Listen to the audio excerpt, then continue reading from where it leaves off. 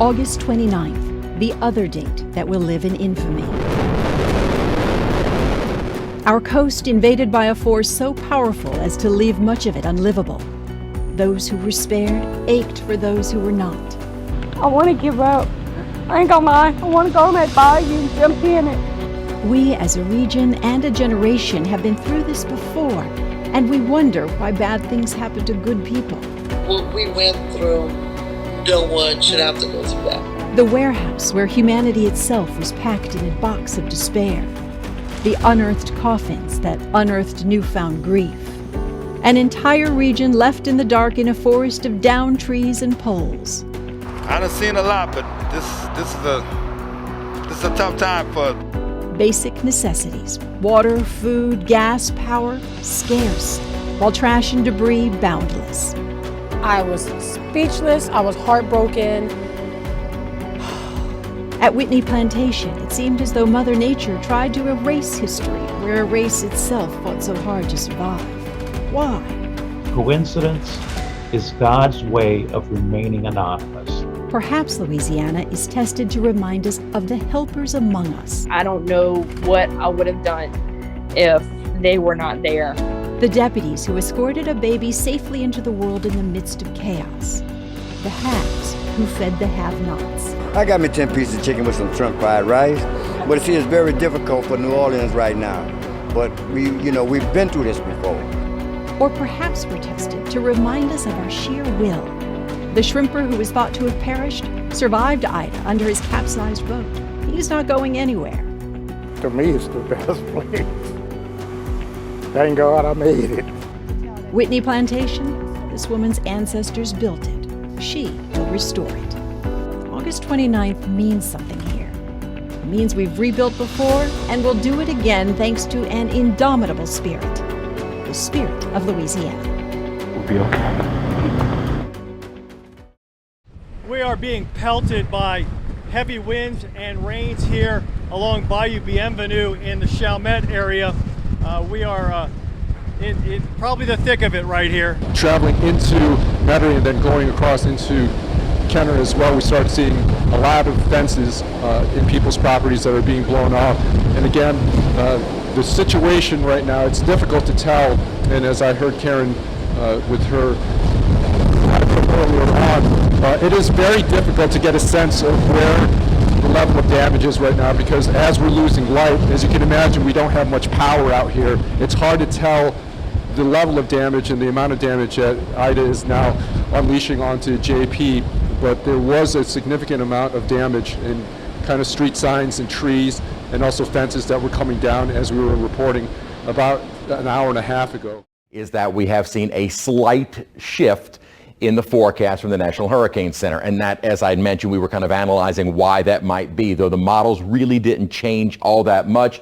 The track had been moving more to the north of where the center line from the National Hurricane Center was over the last couple of hours. So, Katie, thank you so much. I'm here in New York City. I came here to drop off my daughter for college and essentially got stuck here because the flights were canceled.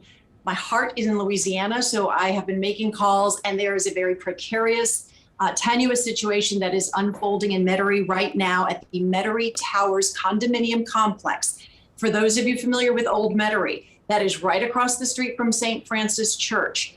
I am hearing from the Jefferson Parish Fire Department. Sources in there have confirmed that at least part of the roof has blown off, and there are 30 or 40 residents, most, if not all of whom are elderly, who are there.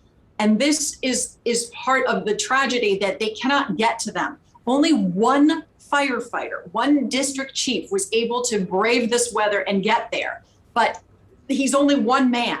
The priest across the street at St.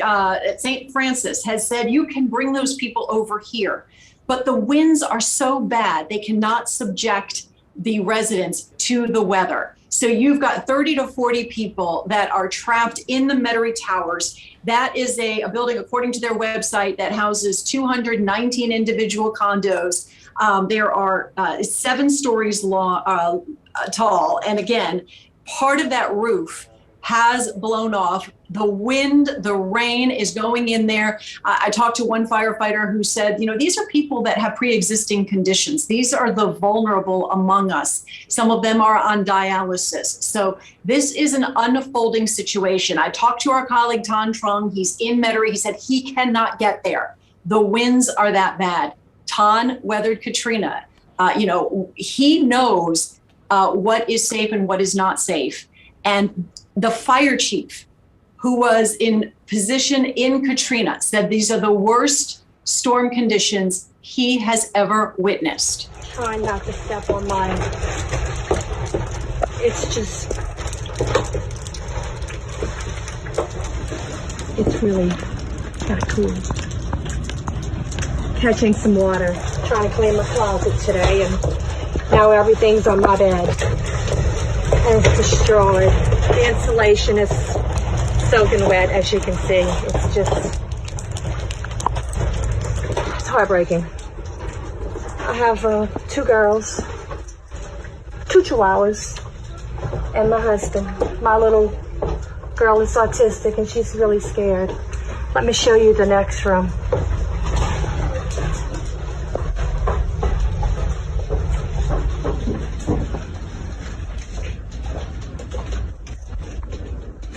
Coming straight out of there.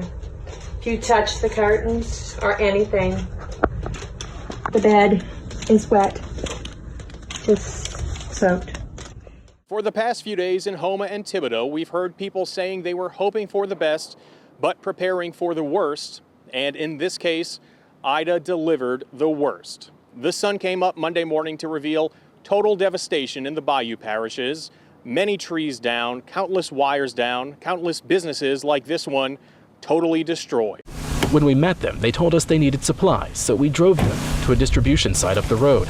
Like so many in the area, they'll have to start over. This is our home, this was our home together, and we lost it. It's smaller communities like Montague that Fontenot fears will be forgotten, creating a desperation she's never felt before. It's like, I want to give up. I ain't gonna lie. I want to go on that bayou and jump in it and just end my life. I ain't gonna lie. What can I assure you that you're going to be okay? We're all going to be okay? We will, because God's going to help us. This changed my life so much. You wouldn't believe it changed it. Well, you've certainly changed mine. May I give you a hug? It's okay. We'll be okay. Yeah, God's going to help you. This is sort of emblematic for what you'll see certainly uptown in New Orleans too, because much to the chagrin of everybody that's been living in New Orleans, there's been a vast amount of road construction there. That is now kind of compounded with some of the debris that Hurricane Ida kind of just threw all over the place. Anh của anh Thanh Trương, trước anh muốn nói xin lỗi tại cái tiếng Việt của anh cũng hơi dở. Rồi sau Hurricane Ida, có nhiều người nó muốn xài cái máy cho nó có điện ở trong nhà. And right now, workers are relocating some of those nursing home residents who evacuated here on Friday to escape from Hurricane Ida. We learned from the Louisiana Department of Health that 4 of these nursing home residents died after evacuating here. Just wasn't enough room. Living conditions wasn't good. We knew from the time we walked up in there that this was going to be tragic. All this was weighing on my heart, that these patients suffered. They suffered. The worker says some residents stayed in wheelchairs for days.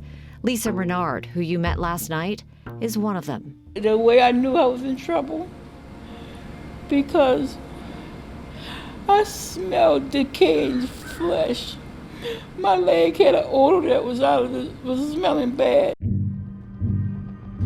You need to be prepared for damaging wind, power outages, heavy rain, tornadoes. Hundreds of nursing home residents were packed in just before Ida hit. I'm still scared. I'm still shaking. There's too many people in one spot. Reeking of urine and feces. She says she's in hell. A brittle diabetic who hadn't eaten. This wasn't good. I just want to know she's okay.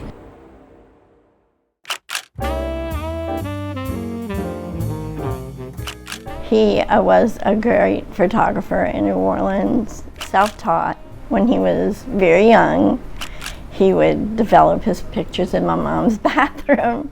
Michael Terranova, he loved taking pictures of the city, has photographed a who's who of New Orleans legends. The first big thing he did, I think, was taking Morton Anderson's picture for his first poster. The city itself was his muse. Do you miss taking pictures? I miss walking. I was there with a stroke, and I haven't walked in 4 years. He's paralyzed on one side of his body. Mr. Personality trapped in half a body. Makes me cry. But I'm over the crying, and now I'm just into making sure he's taken care of.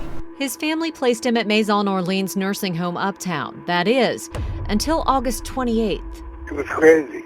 They were going nuts. It was a mixture of a zoo and an insane asylum. Failure, a domino effect of failures. And who pays the price? It's the residents. As night fell, everybody was screaming. Everybody wanted to go to the bathroom. Did a lot of people not make it to the bathroom? Yeah, I watched them taking their clothes off and wiping themselves on their mattress. It was horrible. Then came the water. It came down the wall. We got about 5 inches. And people were screaming and praying. The floor filled with water in this building, and many residents were unable to get off their mattresses. I kept thinking all night, I wonder what it feels like. Drown? To drown. 6:23 a.m., another unidentified health official got a text message saying, quote, the Bob Dean facility in Tangipahoa had taken on 8 inches of water. 911 calls were coming in, over 50 in all. And at 2:37 p.m., the first call indicating a resident was struggling to survive. I kind of figured it was going to happen for the conditions that we were in. I expected it. 3:31 p.m., LDH officials first text Bob Dean, the owner of the warehouse and the 7 nursing homes, saying there are problems. 4 hours later, Dean responds, hello, who the is this? The start of a profanity-laden tirade. 4:30 p.m., records show a state health surveyor is greeted by an aide when they arrive, who, quote, tells them to go in because this was not right. The smell of urine and feces was unbearable. Resident Julie Scuderi says she wore a mask not for fear of COVID, but to dampen the stench. Did you feel like you were a prisoner? Yes. Inspection reports indicate most did not wear them. COVID protocols were lacking and not everyone was vaccinated. We didn't have privacy to take care of them. There's too many people, no privacy. You changing everybody right by everybody. And with the COVID, it just wasn't enough space. It was just awful. 11:15 a.m., another surveyor inspects the facility and finds the bad conditions even worse. They noted mattresses inches apart. A woman was crying out for help, but no nurses could hear her. 1:26 p.m., surveyor calls the conditions unacceptable, noting 4 people had died, 3 of them hospice patients. 4:45 p.m., surveyor calls Bob Dean by phone, says he repeatedly asks who sent you, and tells health officials to, quote, get off my property now. He would later exchange more incoherent messages with health officials. Yes, this is Bob Dean. Leaving this threatening voicemail as they prepared to evacuate the residents. If you come foot on my property, you will be arrested for trespassing. But the state did go in September 1st. The 800-plus nursing home residents that evacuated here to this warehouse have now all been relocated. Conditions went from bad to worse. Some of the patients are being taken here, as you said, to the LSU field house. I don't know if anybody else was told anything, but we weren't. We still haven't been told anything. My brother was there. Terranova's family was in the dark too. I had the number of his social worker at Maison Orleans, and I texted her and I said, I want to know where my brother is. I want to either go up there, I want to see him, or I want to take him. And she said, no. No, just no. And I said, this is not right. I want to see my brother. And she goes, I don't know where he is. And I said, you said you were with him. Eventually, the state brought everything into focus. He was at the shelter in Alexandria on a cot, off the floor, and within hours headed to another nursing home. Boy, I want to stay in New Orleans. They now have to figure out how to bring him home to a life in New Orleans that will look much different than the pictures in his mind. This is Vernon Marcotte. He's a plumbing inspection supervisor for the Sewerage and Water Board. He certainly looks official in his uniform and employee badge. This photo is filed in public records of building inspections, but it has nothing to do with Marcotte's public job as a plumbing inspector. It was taken to show Marcotte was properly licensed to do private work on the side as a master gas fitter, hooking up gas lines and water heaters at people's homes. But we called Marcotte, and he admitted he didn't do any of that work. I was just filing permits. Back then, I was filing a permit to have it done, and then a licensed plumber would put in. But not all licensed plumbers are licensed gas fitters, and that's where Marcotte's license comes in. He's filed hundreds of gas permits, 236 of them in 2020 alone. City documents clearly list him as the contractor on all of those jobs. So are you getting paid for those jobs? Just reversing of a license fee. But contracts he signed and filed with the city show him charging an average of $276 per contract. Even subtracting city permit fees, that can add up quickly to more than $58,000 a year. More than Marcotte's taxpayer-funded salary of $57,000 from the Sewerage and Water Board. And again, it's for work Marcotte says he didn't actually do. Marcotte says he's not double-dipping. He said he tries to schedule inspections of his gas fitting jobs during his Sewerage and Water Board lunch break. Except the timestamps on the photos of him at those inspections run the gamut, from 8 a.m. to the early afternoon. Marcotte says he only puts the permits in his name to help plumbers who don't have the required gas fitter licenses or have let them lapse.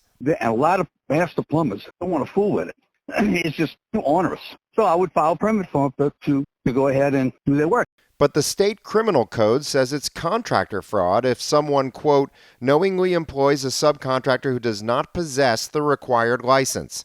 If his name was on the permit, he is the contractor for that project. But was Marcotte actually there to check the work? He appears in the inspection photos from less than 10% of his gas permits last year. The city inspector who approved all of these jobs under Lambert's permits is Buddy Frisch. Here's a picture from city inspection records of Frisch holding up his city inspector's license at one of Lambert's jobs last month, just after 10 a.m. on a Wednesday. And there's Marcotte smiling in the background in his Sewerage and Water Board uniform. We caught up with Frisch at another gas inspection he did last week and asked him what Marcotte was doing at Lambert's jobs. So he's there in his Sewerage and Water Board uniform, working. Yes. He's claiming 8 hours of work at that time for the Sewerage and Water Board, and you're taking a photo of him as the licensed gas fitter. Correct. Why is he taking the photo as the licensed gas fitter when Lambert has the permit? That's a good question. You'll have to ask Danny and Vernon about that. Eyewitness News begins with breaking news. The FBI raided the New Orleans Sewerage and Water Board this morning. They were looking for records in the plumbing department related to a David Hammer investigation we aired last night. David joins us live now from the Sewerage and Water Board. Hey there, David. Good afternoon, Mike. Yeah, last night we did a story detailing months of my investigation into self-dealing in the Sewerage and Water Board plumbing department, and this morning FBI agents were here on St. Joseph Street taking documents related to that plumbing department. They came in, they came out. Actually, I saw two agents coming out with a bag, and then additional agents came and got additional boxes out of a U-Haul truck that was parked right behind where I'm standing now. Last month, Frisch told us he worked full-time on the side for Hermanos Rivera while also working full-time at the city, making sure residential gas lines are installed safely. But I do work 60 hours a week minimum, and you can ask anybody that I know. But he changed his tune when the state licensing board questioned him under oath Thursday. Again, you were not employed, correct? Correct. The state board revoked Fresh's plumbing and mechanical licenses for lying on his application. You don't have anything to say about how you're going to do your job as an inspector when you're If you've admitting? done your investigating, you'll find that I resigned last week.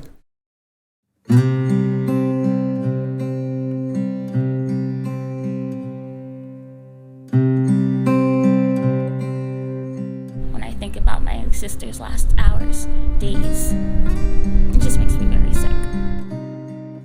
Namali was a 19-year-old mom when she died of a rare but treatable blood disorder after 10 days inside of the St. Bernard Parish prison. Denied a trip to the hospital. Denied the medicine that would have saved her life. I still have a hard time to sleep. I just can't understand how people could be so wicked. Mocked by jailers who accused her of faking her illness. Put in an isolation cell. Passing out repeatedly as other inmates urged deputies to help. Namali died on April 1st, 2014. It took 7 tense years, but in March, 4 of the former St. Bernard Sheriff's deputies who were responsible for Namali were sentenced in connection with her death.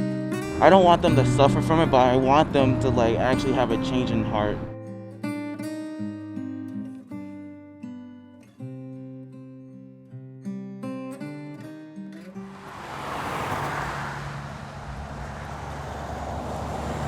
But there's a lot more to the sequence of events that landed this high school senior in jail. Namali had just given birth to a baby girl, Nelijah, 4 months earlier. She had already split up with the girl's father, Nicholas Connors, after a troubled relationship.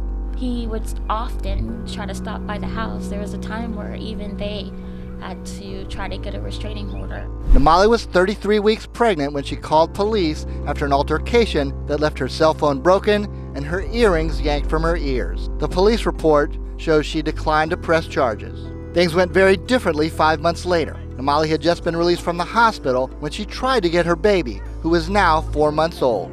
This video and a police report show that Connors had already taken up with a new girlfriend, Chelsea Lefebvre. They had the baby and gave Namali the address, but when she arrived, there was a skirmish. Connors called for the police. And I feel like they pretty much trapped her into a situation.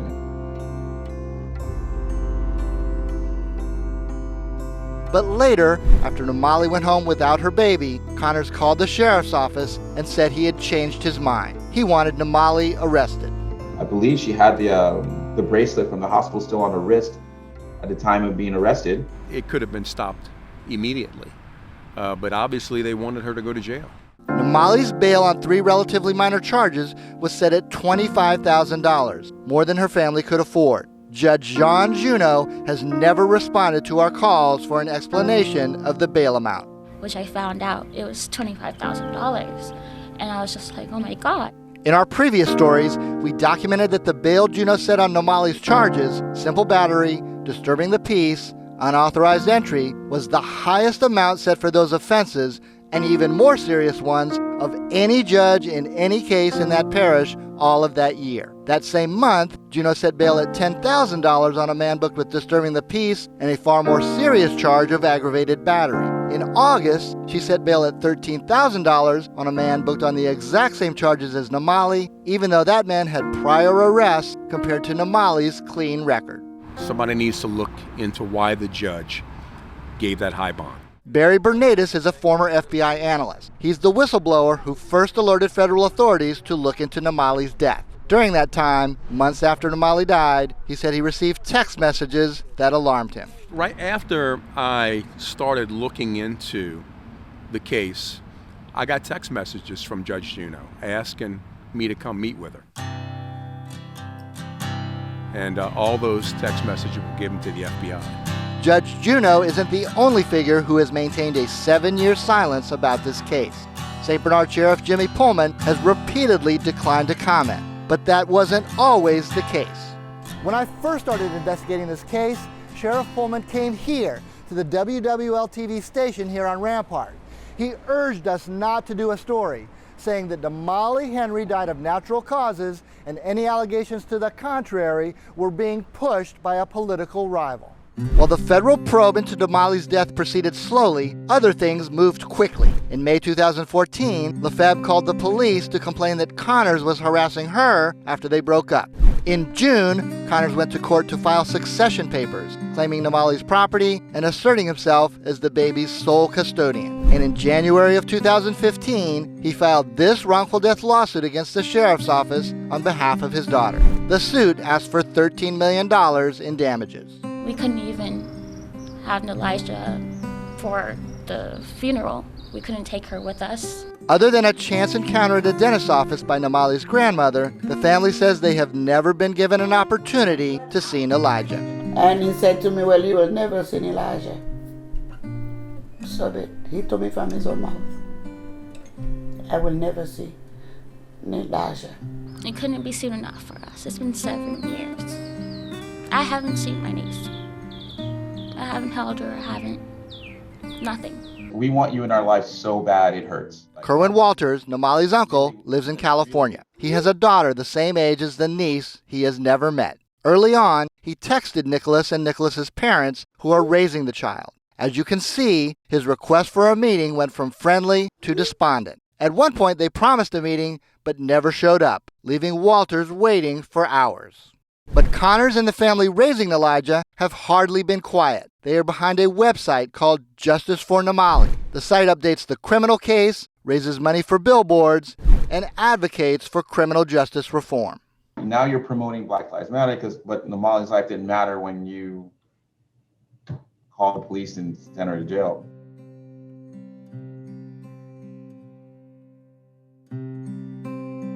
Do you think that it's an attempt to fool people into thinking that it's you and your family? But of course, they were asking for money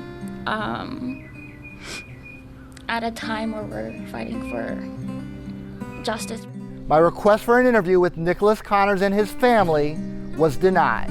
However, their attorney emailed a statement that reads, in part, "We ask that you respect our privacy regarding our interfamily matter. We are hopeful that a reconciliation takes place in the future when the trauma on all sides is properly dealt with." Before the deputies were sentenced by U.S. District Judge Ivan Lamel, he heard victim impact statements. One by one, over 2 days, Damali's relatives offered heartbreaking accounts of their pain and loss.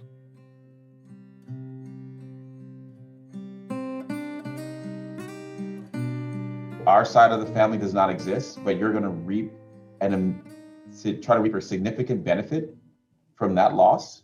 This court transcript shows the judge asking about that request more than $300,000. That's what Damali died for they to have money. Judge Lamel pointed out that restitution law in this kind of case only provides for concrete expenses, such as a funeral. Have been expenses that could be covered under the law, starting with burial, funeral. How much did Nicholas and his family pay for that? None.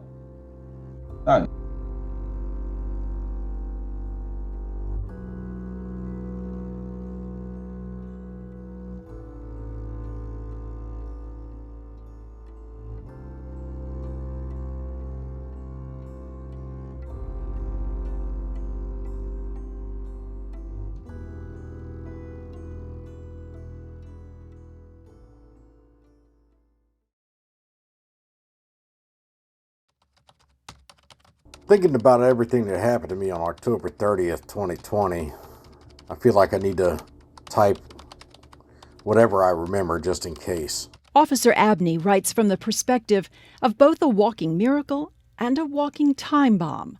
With the bullet still lodged in his brain, he begins to journal, fighting the fear of a deadly seizure or stroke by facing the fear that left him like this. I decided to roll down Roll Street and head to the station for a cup of coffee. It was a quiet, sunny day. He was partnered with Officer Brooke Duncan, a fellow war veteran turned cop and good friend. We worked together, as often as they would let us. They drive down Royal, stopping in front of the CC's coffee shop, and wave through a pedicab. Officer Abney doesn't see the passenger in the back locked and loaded, but the surveillance camera does, and so do the innocent bystanders. He cocked one of these handguns that has a long clip in it, and he started firing into the cop car. When I looked back up, I saw a round circle in the windshield, like dead center. I immediately knew that we were ambushed. Like, we was in the middle of working, and I just heard gunshots. I thought the rounds were coming from one of those balconies. Abney is in the driver's seat. He leans to his right and right into the line of fire. I caught it in the left cheek. I went instantly blind. The shots stop suddenly. The screaming starts. I'm shot in the face. I couldn't even cuss like I wanted. All that came out after that was like some primal sounds, type of sounds I can't even describe in writing or recreate. I thought the guy was reloading because I figured, if you're going to ambush the police, you're not just going to come with one magazine. Abney and Duncan dive out of the car and try to get behind it. It's then they lock eyes. Remember, Abney had just been shot below his. Duncan came around the corner and he looked at me and he had that, that shocked look on his face. It felt like the whole left side of my face was hanging off or gone. And I heard Duncan kick into 108, officer down call. Chaos ensues. Hey, we just witnessed a police officer being shot. My manager told us to drop down low, get down on the ground. Duncan tells Abney to run. I still didn't know where the shooter was at, if he was on the balcony or if he was on ground level. With sight in only one eye, he sees a woman motion him into a nearby store. And when I got to her, I just baseball slid into the doorway. And at this point, I'm going into shock. And some guy came over to me and he started trying to help me out. He'd soon learn the woman was a former Army medic, the man a current ER doc. What are the odds? And at this point, I'm starting to hyperventilate, and they're telling me, you got to control your breathing. I'm freaking out because I've been shot in the head.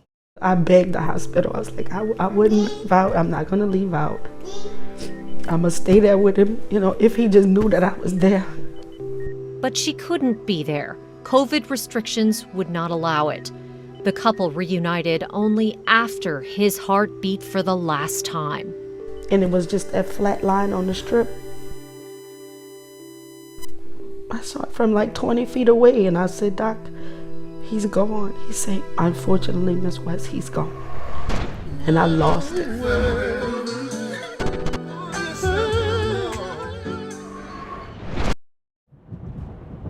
Oh, that ride home, it was just so quiet.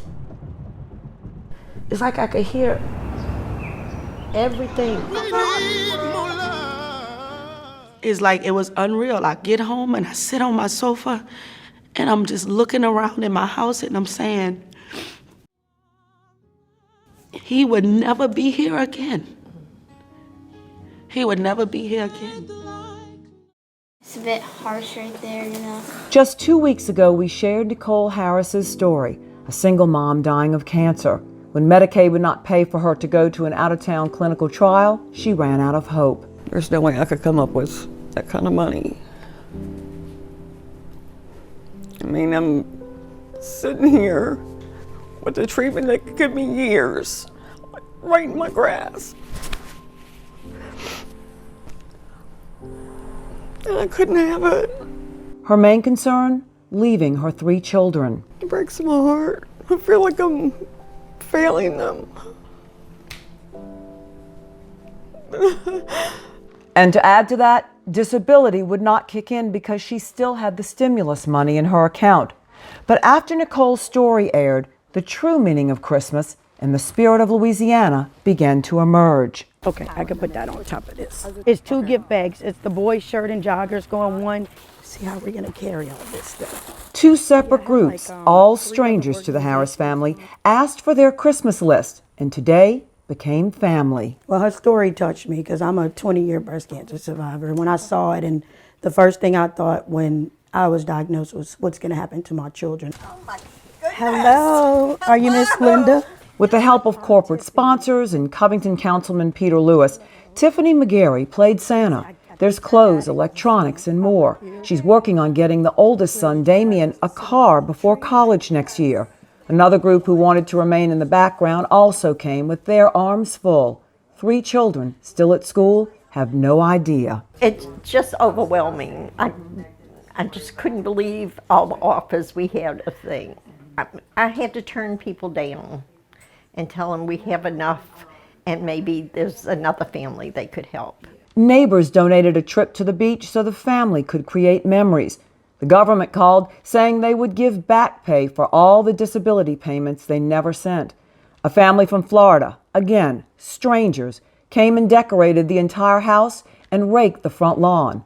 The GoFundMe account went way above its goal for college funds. And that's not all. After our story ran, an internationally known oncologist called. He said he wanted to do anything he could to treat Nicole and save her life, but she was never able to make it to the appointment. That's because last week Nicole went into hospice. Her pain and battle ended Thanksgiving night. As a whole family just gathered around her, put our hands on her, told her it was okay, that we all loved her, that we were going to take care of the kids. She didn't have to worry about all that. Their grandmother will now finish raising her child's children, knowing that the daughter she adored inspired the Christmas spirit in so many.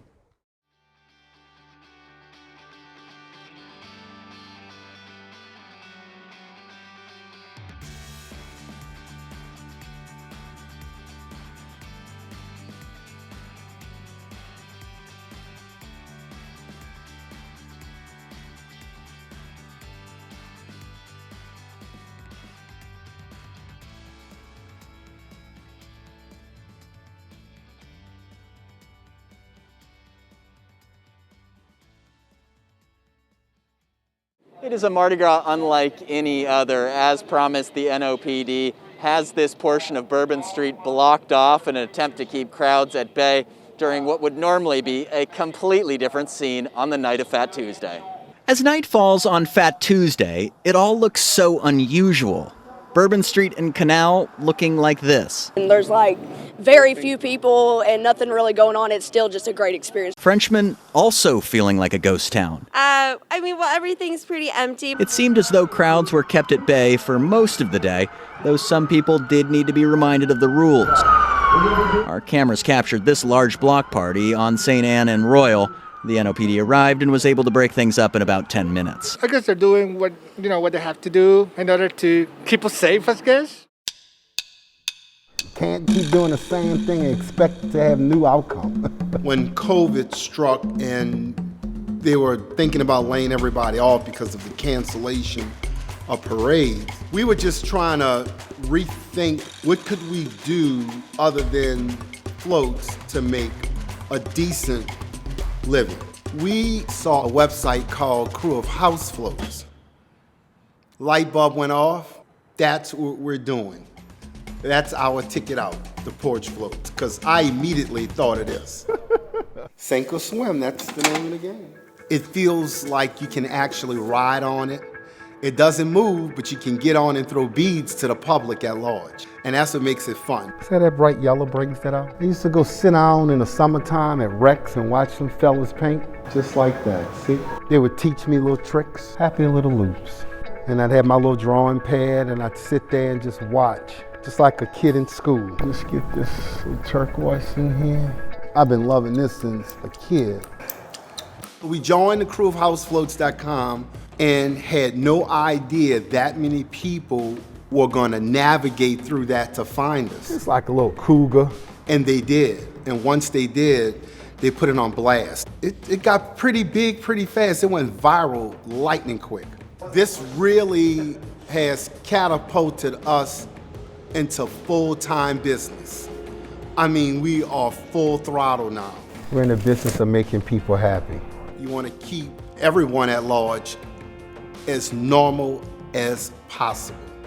And so to do that, you take whatever you can creatively and make that same magic of Mardi Gras stay still for a minute. And so the porch float, I thought, almost kind of like Christmas in the Oaks, but this would be Mardi Gras in the city.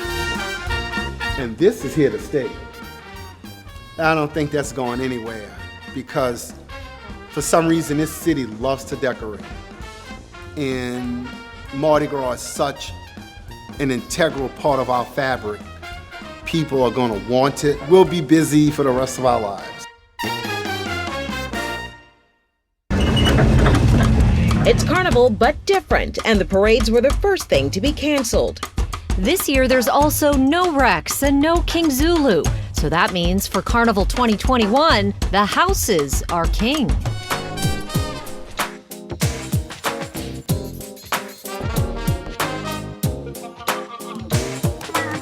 You can close the bars, you can shut down Bourbon Street, and you can clear the underpass, but you can't cancel King Cake.